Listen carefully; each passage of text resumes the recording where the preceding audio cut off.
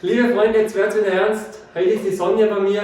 Wir spielen ja ein Stickerl. Sonja hat sich das schon gemütlich gemacht, weil es ist schon der 21. Versuch jetzt. Aber jetzt geht's gut, jetzt klappt's mit dem Kasno-Kobarischen. Viel Vergnügen.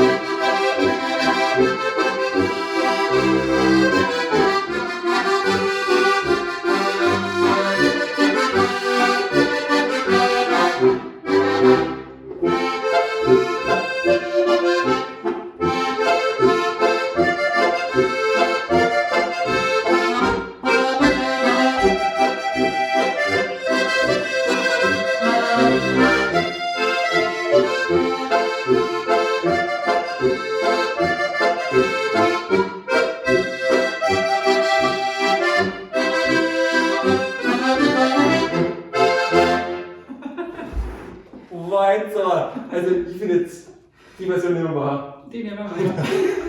Trotz Also, Fehler. ist gerade mir so aufgefallen. Das Wichtige ist aber durchspielen, nicht aufhören. Das ist mir, durch die Videos finde ich das viel besser geworden, weil man halt die Melodie, finde ich, mehr im Ohr hat. Sagst du auch, gell? Ja.